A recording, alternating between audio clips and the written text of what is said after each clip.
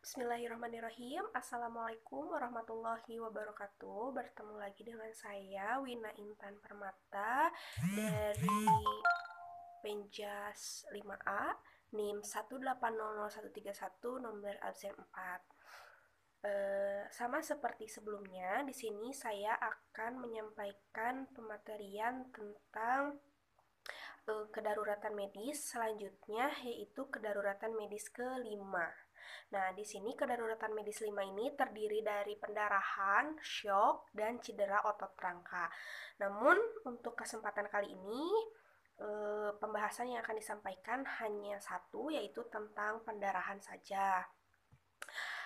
Baik, di sini itu pendarahan itu dapat diartikan sebagai terjadinya rusak dinding pembuluh darah yang dapat disebabkan oleh ruda paksa atau trauma atau penyakit. Nah, yang memang berakibat mengeluarkan darah dari salurannya. Nah, di sini juga jenis pendarahan itu terdiri dari dua. Yang pertama ada pendarahan luar dan yang kedua ada pendarahan dalam.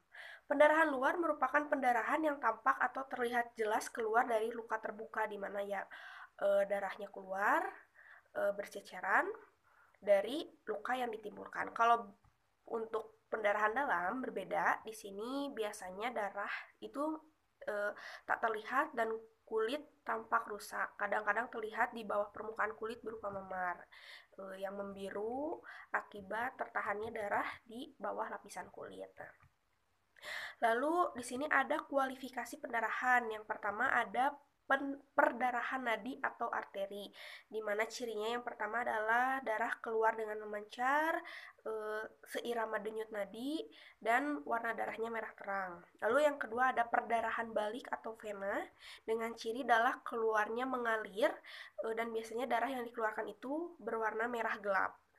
Yang ketiga ada perdarahan rambut atau kapiler.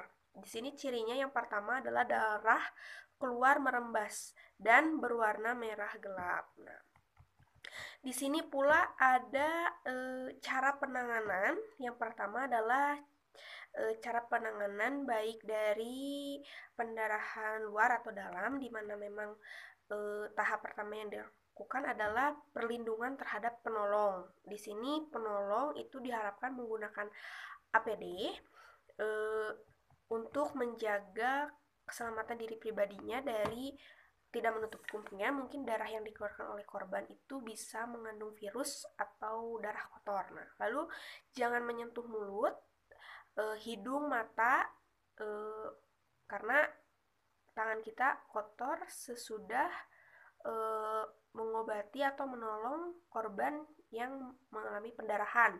Lalu makanan sewaktu memberi perawatan, lalu buang bahan yang telah ternoda, itu bahan-bahan yang biasanya sudah terinfeksi dengan darah korban.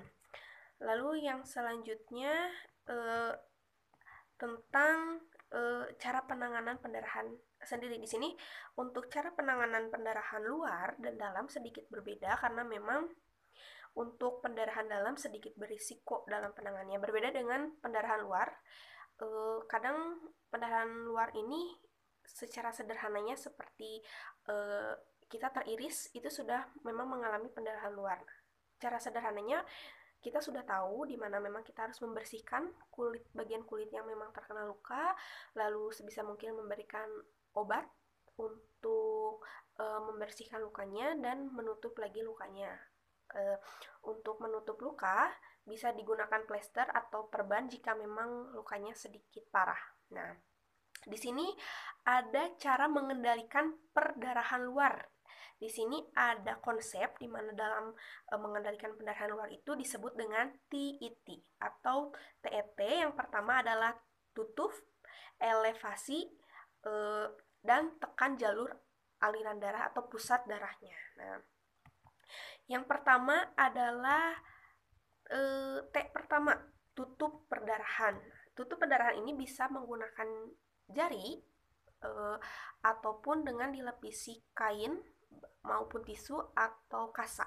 Pokoknya kita gunakan alat untuk menutup pendarahannya. Lalu yang selanjutnya ada elevasi. Elevasi ini memposisikan tekanan darah yang terluka itu di posisinya lebih tinggi dari jantung. Jadi jika pendarahannya di pergelangan tangan, sikut membentuk 90 derajat seperti ini. Jadi tidak lurus karena itu akan mempermudah atau mempercepat pendarahannya. Nah, jadi kita tutup seperti ini untuk melakukan penekanan, ataupun di daerah kaki bisa dengan menekan bagian lutut. Nah, lalu yang ketiga ada tekan jalur aliran darah. Di sini ada beberapa bagian yang memang menjadi poin dalam menekan jalur aliran darah. Yang pertama adalah daerah superficial temporal artery di sini, atau kita bisa disebutnya sebagai pelipis. Lalu di daerah rahang, di sini daerah rahang atau belakang telinga. Lalu daerah common carotid artery di sini di leher, di mana jika kita terasa itu ada denyutan nadi di sini. Nah, lalu yang selanjutnya adalah di brachial artery di daerah sikut di sini, lalu radial artery di pergelangan, lalu femoral artery di daerah selangkangan, popliteal artery di belakang tekukan lutut, lalu posterior tibial artery di sekitaran mata kaki, dan dorsalis pedis artery atau di daerah depan tumit. Di situ menjadi pusat tekanan, pusat pendarahan jika memang mengalami pendarahan luar. Nah, di sini ada perawatan perdarahan. Yang pertama adalah tenangkan penderita, itu sudah jelas karena bisa mengalami trauma atau shock. Lalu melakukan tahap TET tadi, TET, tutup perdarahan, elevasi, dan tekan point pressure. Lalu yang selanjutnya ada balut pendarahan, dan jika memang mengalami luka yang sedikit parah, bisa dirujuk ke rumah sakit. Nah, untuk pendarahan dalam sendiri, kita ada caranya juga. Ini sedikit berisiko karena untuk pendarahan dalam biasanya ada luka yang memang beresiko kepada organ tubuh korban gitu. Jadi jika kita melakukan penanganannya salah, maka akan berakibat fatal. Nah, di sini disebutkan beberapa gejala yang dialami pada perdarahan dalam. Yang pertama adalah korban mengalami muntah berwarna gelap seperti kopi atau merah pekat, lalu batuk darah, tinja berwarna hitam bercampur darah merah jika memang karena menahan sakit, jadi pasien mengeluarkan tinja, lalu muka terlihat pucat, tubuh kedinginan atau kulit terasa lembab, mata berkunang-kunang, perut membesar, gelisah, kehausan, ketakutan, dan kebingungan. Lalu bagaimana penanganannya? Yang pertama adalah jaga korban agar tetap lancar bernapas. Usahakan korban tenang untuk menghindari shock. Yang selanjutnya, jangan pindahkan korban jika mengalami luka di bagian kepala, leher, dan tulang belakang, karena di daerah itu ada beberapa syaraf yang memang langsung terjalur kotak jika memang kita melakukan pertolongannya salah, itu akan berakibat fatal dengan terjepitnya syaraf ke otak. Maka untuk sebisa mungkin jika memang mengalami luka dalamnya di bagian kepala, leher, dan tulang belakang, lebih baik segera menghubungi pihak rumah sakit atau ambulans untuk dilakukan pertolongan lebih lanjut.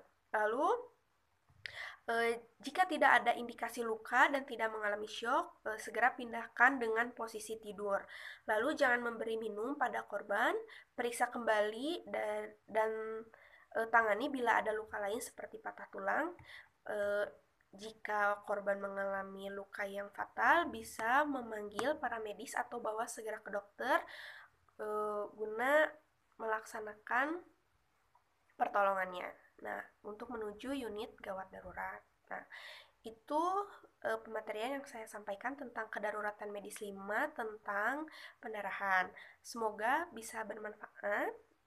Terima kasih. Wassalamualaikum warahmatullahi wabarakatuh.